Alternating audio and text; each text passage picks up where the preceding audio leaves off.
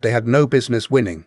When the armies of the First Crusade finally gathered at Constantinople in the winter of 1096 into 1097, what Emperor Alexios I saw arriving at his gates was not exactly the polished, disciplined Byzantine force he had privately hoped for.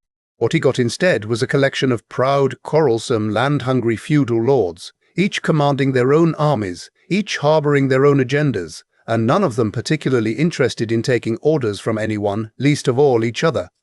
And yet, against all odds, against a hostile landscape, a fractured command structure, starvation, disease, and enemies on every side, these men would achieve one of the most stunning military campaigns of the medieval world. This is how they did it. To understand the First Crusade, you have to understand the personalities driving it, because this was not a unified army. It was a coalition of barely contained egos held together by faith, ambition, and the thin thread of a shared objective.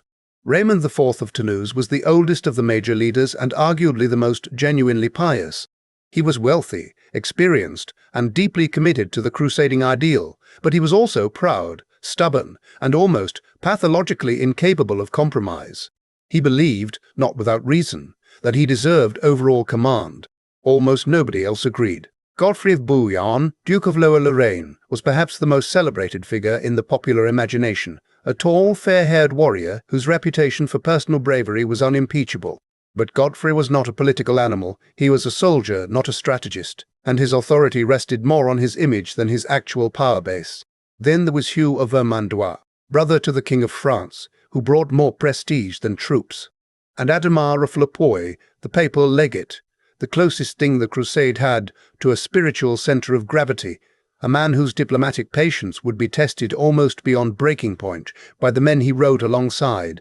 But the most dangerous, most brilliant, and most nakedly ambitious of them all had not yet fully revealed himself. His name was Bohemond of Taranto, and he deserves his own introduction. Bohemond of Taranto was a Norman from southern Italy, the son of Robert Guiscard, a man whose name alone had made Byzantine emperors sweat. Bohemond had inherited his father's genius and then some. He was physically enormous for the era, reportedly standing head and shoulders above the men around him, with a presence the contemporaries described as simultaneously magnetic and unsettling. He had actually fought against the Byzantines before the Crusade, and had come remarkably close to defeating them. Alexios I knew exactly who Bohemond was when he arrived at Constantinople, and he was not remotely comfortable about it. What made Bohemond so fascinating and so dangerous was his transparency about his own ambitions. While other Crusade leaders wrapped their land hunger in the language of piety, Bohemond was playing a longer, more calculated game. He had no territory of his own worth speaking of. His half-brother had inherited everything from their father. The Crusade, for Bohemond, was opportunity dressed in a cross. He wanted land, he wanted power, and he was willing to do whatever it took to get it. He was also, it must be said, a military mind of the highest order. When the chips were down, and on this crusade they were down constantly, it was Bohemond who consistently found the solution. The Crusaders' first real military objective was the city of Nicaea, the former capital of the Seljuk Sultanate of Rum, and a city of enormous strategic importance. In May of 1097, the combined Crusader forces arrived and laid siege to it. Nicaea was formidably defended, thick walls, well supplied and sitting on the edge of a lake that allowed for resupply and reinforcement by water. The Crusaders quickly recognized that a frontal assault would be suicidal. What followed was a methodical, if uncomfortable, siege. The Seljuk Sultan, Kilij Arslan, had initially dismissed the Crusaders as another rabble.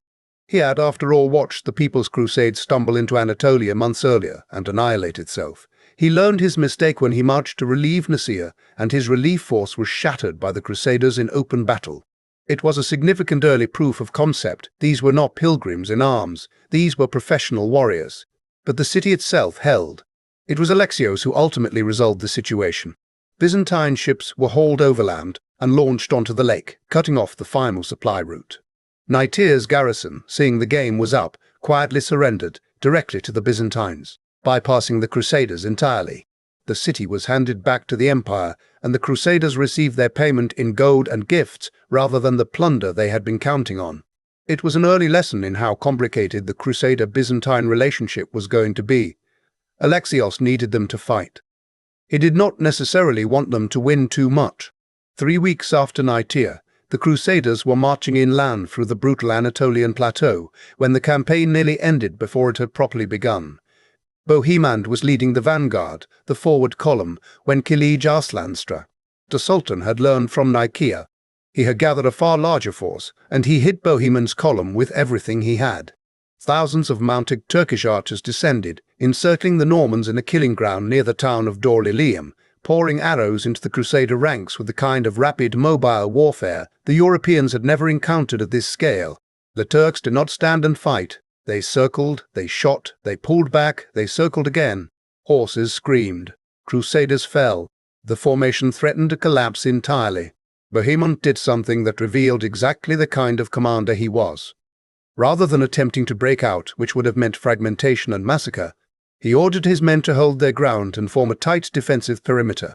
He sent desperate messengers to the rear column, and then he held on.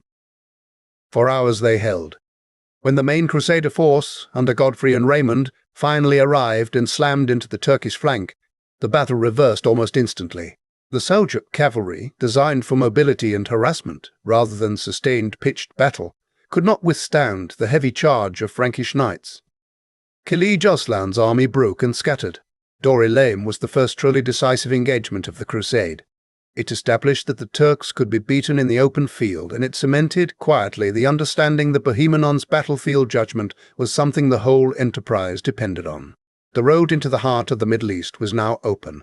But what lay ahead would make everything so far look like a warm-up. The march across Anatolia nearly destroyed the Crusade through attrition alone. The summer heat was merciless. Water sources were scarce. Food ran critically.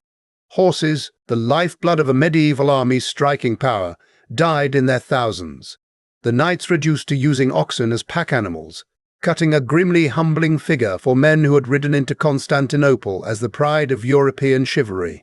By the time the Crusaders descended through the passes of the Taurus Mountains and entered northern Syria in the autumn of 1097, they had already shed a significant portion of their strength. They were tired, depleted, and fraying at the edges. The goal now was Antioch, and Antioch was an entirely different kind of problem. Antioch was one of the greatest cities of the ancient world. It sat on the Orontes River, ringed by walls that climbed the steep flanks of Mount Silpius, stretching for miles. The walls were vast, too vast for the Crusaders to fully encircle with their diminished numbers. The garrison, under the Turkish commander Yaghi-Siyan, was professional, well-supplied, and absolutely determined. The city had towers. The city had depth. The city had everything. The Crusaders arrived on the 21st of October, 1097, and settled in for what they expected would be a siege of weeks. It lasted 9 months. What followed was one of the most extraordinary episodes of medieval history, a siege that became a war of attrition, in which the besiegers arguably suffered more than the besieged. The winter of 1097 into 1098 was catastrophic. Rain turned a Crusader camp into mud. Foraging parties were ambushed. A Muslim relief force under Dukak of Damascus struck and was beaten back, then another under Ridwan of Aleppo. These were significant victories, but each one cost men the Crusade could not afford to lose. Starvation became a genuine spectre. Desertion, which Crusade leaders could not entirely prevent, began to bleed the army further. Morale collapsed and was rebuilt, collapsed again. Men ate their horses, then they ate rats. Prominent lords, including Peter the Hermit himself, the preacher whose fiery sermons had ignited the whole movement, attempted to abandon the siege and had to be forcibly dragged back. And then, in the spring of 1098, came the intelligence that changed everything. A massive relief force was assembling under Kerbogha, the powerful Atabeg of Mosul, a coalition army their contemporaries estimated at over 200,000 strong, though modern historians consider that figure vastly inflated. Whether the number was 50,000 or 100,000, it dwarfed anything the Crusaders could field. And it was coming. The Crusade had perhaps weeks left before it was crushed between the hammer of Kerbogha's army and the anvil of Antioch's walls. Something had to give. It was Bohemond who found the way in. He had cultivated a contact inside the city, a tower commander named Firuz, an Armenian convert to Islam, who had grievances against Yaghi-Siyan and was, critically, open to negotiation. Bohemond brought his intelligence to the other leaders with a condition attached. Give him Antioch. If the city fell through his arrangement, it was his to keep. The other lords refused. Jerusalem was the goal. Antioch was a means to an end, not a personal fiefdom for a Norman opportunist. Bohemond waited. Kerbogha's army drew closer. Nerves frayed, and then, with the relief force just days away, the other leaders blinked. Bohemond got his deal. On the night of the 2nd of June, 1098, Crusader soldiers scaled the walls at Firouz's tower on ropes.